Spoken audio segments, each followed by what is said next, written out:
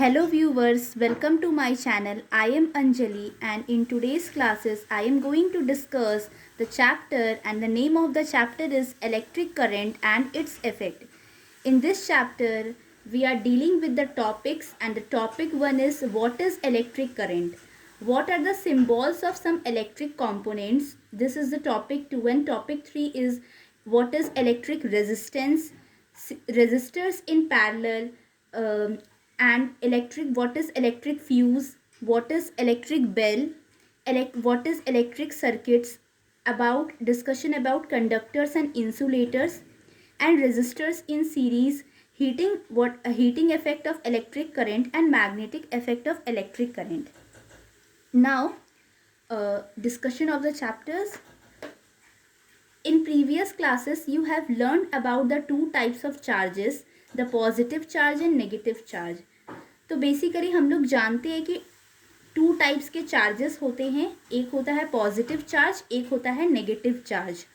All bodies in your surroundings are neutrals. हमारे आसपास surroundings में जो बॉडीज पाई जाती है या जो ऑब्जेक्ट्स पाए जाते हैं वो न्यूट्रल होते हैं. न्यूट्रल मतलब उनमें कोई चार्ज, उनको छूने से हम लोगों को करंट नहीं लगता है. ठीक है, उनके अंदर नेगेटिव और पॉजिटिव चार्ज दोनों इक्वल अमाउंट्स में पाए जाते हैं और possesses an equal amount of the positive and negative charges. तो बेसिकली यही चीज़ मैंने कहा कि जो पॉजिटिव और नेगेटिव चार्जेस है ये इक्वल अमाउंट्स में उन ऑब्जेक्ट्स में पाए जाते हैं, except some which are charge body. और ऐसे हमारे आसपास ऐसे बहुत सारे बॉडीज़ भी पाए जाते हैं जो चार्ज भी होते हैं. तो अगर कोई बॉडी चार्ज है तो उनके अंदर जो नंबर ऑफ पॉजिटिव चार्ज और नंबर ऑफ नेगेटिव चार्ज है वो इक्वल नहीं होता है. When a body is charge, जब भी कोई बॉडी चार्ज होता है, आइदर इट लूजेस इलेक्ट्रॉन्स और बिकम्स अ पॉजिटिवली चार्ज, और the body gains the electron to become a negative charge. कोई भी बॉडी चार्ज बॉडी कब बनता है? तो कोई भी बॉडी चार्ज तभी हो सकता है जब या तो वो इलेक्ट्रॉन को लूज़ करे. तो अगर वो इलेक्ट्रॉन को लूज़ करेगा तो वो पॉजिटिव चार्ज बन जाएगा. अगर कोई बॉडी इलेक्ट्रॉन को गेन करेगा तो वो नेगेटिवली चार्ज बन जाएगा. अगर कोई बॉडी है और इस बॉडी के अंदर पॉजिटिव चार्ज और नेगेटिव चार्ज दोनों इक्वल अमाउंट में हैं तो ये न्यूट्रल बॉडी कहलाता है, न्यूट्रल. और इसको छूने से करंट भी नहीं लगता है. और अगर कोई बॉडी है और वो बॉडी के अंदर जो नेगेटिव और पॉजिटिव चार्जेस है वो इक्वल अमाउंट्स में नहीं है, जैसे यहाँ पर ही नेगेटिव चार्जेस, इलेक्ट्रॉन जो होता है, इलेक्ट्रॉन वो नेगेटिव चार्ज को कैरी करता है और पॉजिटिव चार्जेस जो होता है वो आपका इलेक्ट्रॉन के अंदर नेगेटिव चार्जेस होता है और पॉजिटिव चार्जेस, ये देखिए ये पॉजिटिव चार्ज है, ये नेगेटिव चार्ज है. तो यहाँ पर ही नेगेटिव चार्ज जो है वो आपका कम है और यहाँ पॉजिटिव चार्ज ज़्यादा है. मतलब ये बॉडी जो है, ये जो ऑब्जेक्ट है वो पॉजिटिवली चार्ज्ड है. अगर कोई बॉडी के अंदर नेगेटिव चार्ज ज़्यादा होगा और पॉजिटिव चार्ज कम होगा तो वो बॉडी नेगेटिवली चार्ज्ड होगा. तो कोई भी बॉडी, अगर इस बॉडी के अंदर से किसी प्रोसेस के थ्रू मैं एक इलेक्ट्रॉन को निकाल लूँ या एक नेगेटिव चार्ज हटा लूँ तो यहाँ पॉजिटिव चार्ज जो है वो ज़्यादा रहेगा, तो इस अकॉर्डिंग ये पॉजिटिवली चार्ज हो जाएगा. अगर मैं किसी प्रोसेस के थ्रू यहाँ पॉजिटिव चार्ज को अगर हटा दूँ, इस बॉडी से मैं पॉजिटिव चार्ज हटा दूँ तो ये नेगेटिवली चार्ज बन जाएगा. और अगर कोई बॉडी इलेक्ट्रॉन को लूज़ करता है तो वो पॉजिटिवली चार्ज बन जाता है. और अगर कोई बॉडी इलेक्ट्रॉन को गेन करता है, body gains the electron to become negative charge. तो कोई भी बॉडी चार्ज बॉडी तभी बनेगा आइदर इट लूजेस इलेक्ट्रॉन, अगर वो इलेक्ट्रॉन को लूज़ करेगा, या फिर वो बॉडी गेन करेगा इलेक्ट्रॉन को. ठीक है, तो लूज़ अगर करता है तो वो पॉजिटिवली चार्ज बनता है और अगर वो गेन करता है इलेक्ट्रॉन को तो वो नेगेटिवली चार्ज बन जाता है. The charging of the body involves the flow of charge. Charging of the bodies, कोई भी चार्ज बॉडी है उसमें उस चार्ज बॉडी के अंदर चार्जेस जो होते हैं वो फ्लो करते हैं, यानी इलेक्ट्रॉन्स फ्लो करते हैं जिससे कि करंट जो है वो फ्लो करता है. These flowing charges in the forms of electrons constitute the electric current. ये जो charges का flowing है, charges flow करते हैं और in the form of electrons, electrons के forms में, और यही जो है इलेक्ट्रिसिटी, इसी के वजह से इलेक्ट्रिक करंट जो है वो फ्लो करता है। तो इस चैप्टर के अंदर हम लोग फ्लो ऑफ इलेक्ट्रिक करंट्स और उनके इफेक्ट्स के बारे में पढ़ेंगे। अब हम लोग जानते हैं कि इलेक्ट्रिक करंट एक्चुअली में होता क्या है। तो electric current is the flow of charges. Electric current क्या है? चार्जेस का फ्लो है। इलेक्ट्रिक करंट अगर किसी करंट अगर पास हो रहा है, मतलब वहाँ पर ही चार्जेस जो है वो फ्लो कर रहे। फ्लो का मतलब बहना होता है। चार्जेस जो है वो फ्लो कर रहे यानी बह रही है। That is electron from a charge body to a neutral body. तो चार्जेस जो होते हैं, मतलब अगर किसी बॉडी के अंदर कोई बॉडी चार्ज है तो उसके अंदर इलेक्ट्रॉन्स का फ्लो जो है वो हो रहा है from a charged body, charge body से न्यूट्रल बॉडी तक। ठीक है। It is only electron that flows because protons and neutrons are strongly packed within the nucleus with strong nucleus force. ठीक है।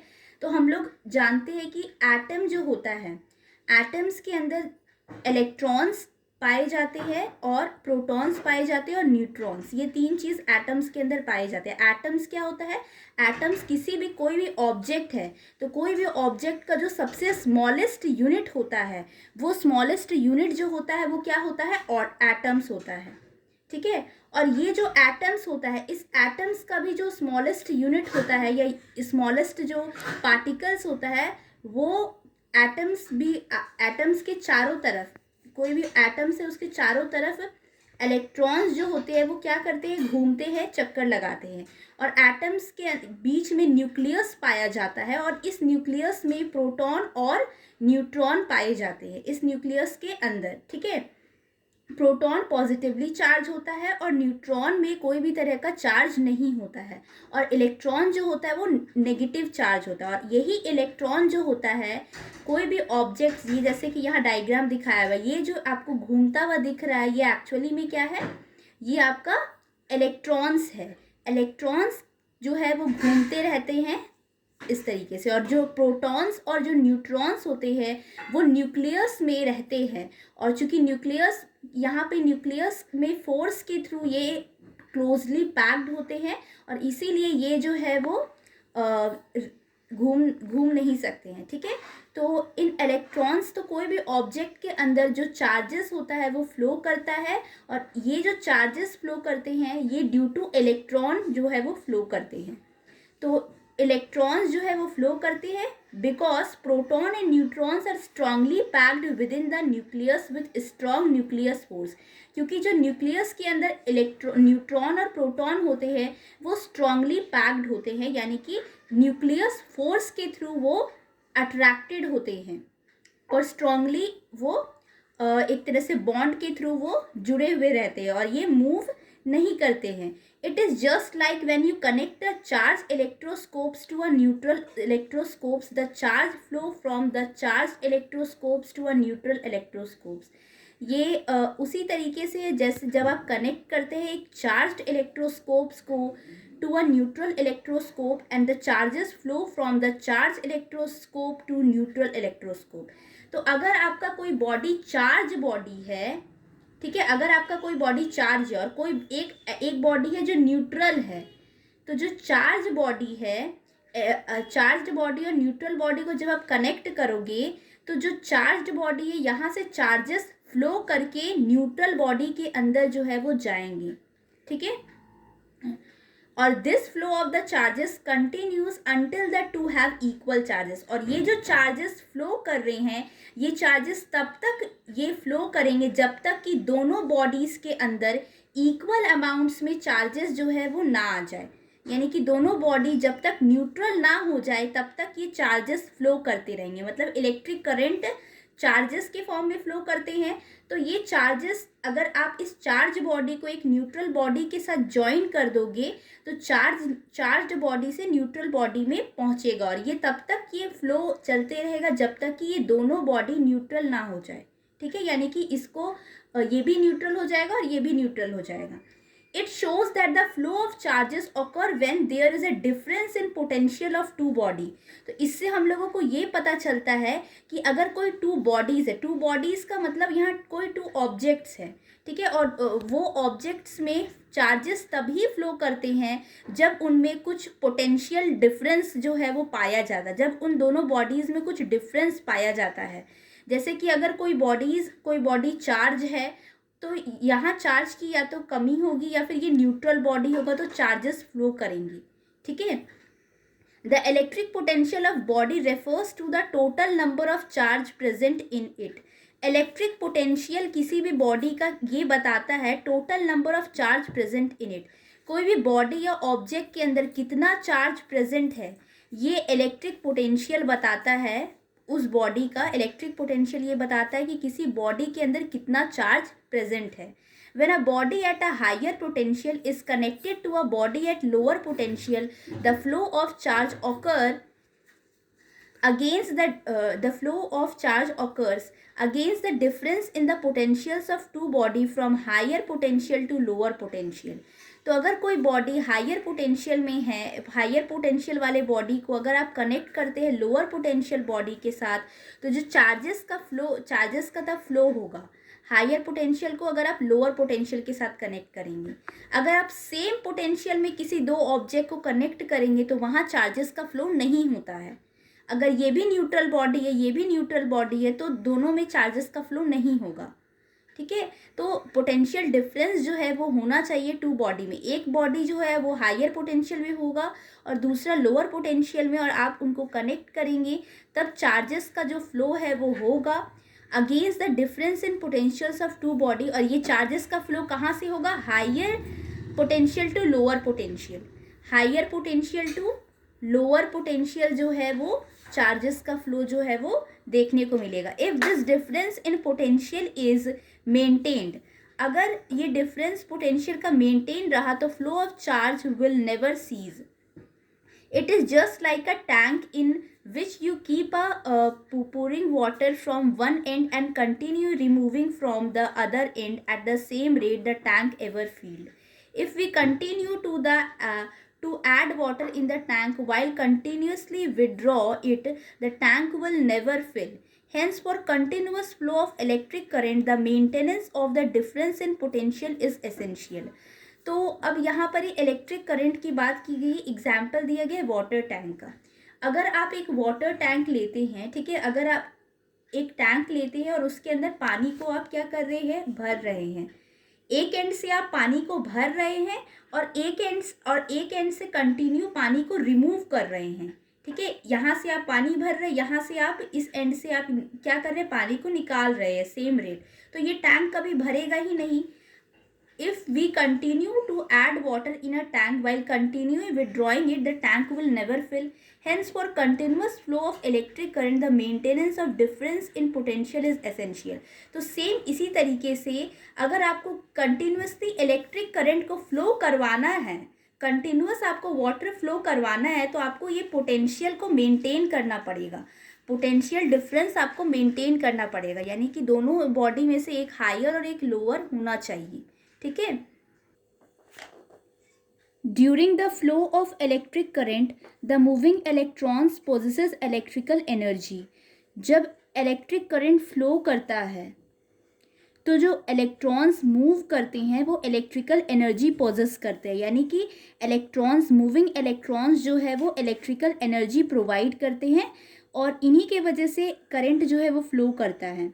और ये जो इलेक्ट्रिकल एनर्जी होता है ये यूज़ किया जाता है वेरियस डिवाइसेस के through, like fans, bulbs, heater, ETCs. और ये एनर्जी जो है वो यूज़ होता है दीज डिवाइसेस के थ्रू, और इन्हीं के वजह से जो डिफरेंस है पोटेंशियल का वो मेंटेन रहता है. और जो इलेक्ट्रिसिटी का फ्लो जो होता है, इलेक्ट्रॉन्स का फ्लो जो होता है वो होते रहता है फ्रॉम द सोर्स. जिस सोर्स से इलेक्ट्रिसिटी प्रोवाइड हो रहा है वो सोर्स से इलेक्ट्रिसिटी कंटिन्यूसली फ्लो करता है. ठीक है. Due to the potential difference. The difference in potentials of two body is called potential difference, जिसको PD भी शॉर्ट में कहते हैं. ये पीडी क्या है, डिफरेंस इन टू बॉडीज़ है, उन टू बॉडीज़ के पोटेंशियल में कितना क्या डिफरेंस है वो पोटेंशियल डिफरेंस बताता है। इसका जो यूनिट होता है ऐसा यूनिट वो वोल्ट होता है और पोटेंशियल डिफरेंस को मेज़र किया जाता है using voltmeter, a form of a modified galvanometer. तो वोल्टमीटर का यूज़ करके भी पोटेंशियल डिफरेंस को मेज़र किया जा सकता है और गैल्वेनोमीटर का भी यूज़ करके मेज़र किया जा सकता है। तो वोल्टमीटर एक्चुअली मॉडिफाइड गैल्वेनोमीटर ही है एक, ठीक है। और जो फ्लो होता है इलेक्ट्रिक करंट का, वो अगर 2 पॉइंट्स के बीच में इलेक्ट्रिक करंट का फ्लो हो रहा है तो वो जो इलेक्ट्रिक करंट यानी कि आई जो है वो डायरेक्टली प्रोपोर्शनल होता है पोटेंशियल डिफरेंस के, यानी कि पीडी के। यानी आई जैसे जैसे बढ़ेगा वैसे आपका जो पोटेंशियल डिफरेंस है वो भी बढ़ेगा, और पोटेंशियल डिफरेंस जैसे जैसे बढ़ेगा वैसे ही आई भी बढ़ेगा। आई जैसे घटेगा वैसे ही पोटेंशियल डिफरेंस भी घट जाएगा। तो ये दोनों जो होता है वो डायरेक्टली प्रोपोर्शनल होते हैं। और यहाँ तक आज के वीडियो में मैंने आपको समझाया है कि इलेक्ट्रिक करंट होता क्या है। तो basically electric current flow of charges होता है, जो कि इलेक्ट्रॉन है from a charge body to a neutral body. और यहाँ पर ही पोटेंशियल डिफरेंस के बारे में मैंने आपको बताया है। अपनी नेक्स्ट वीडियो में मैं इस टॉपिक को और कंटिन्यू करूँगी। अगर आपको मेरा ये वीडियो पसंद आया है तो इसे लाइक, शेयर और सब्सक्राइब ज़रूर करें। Thank you for watching my videos.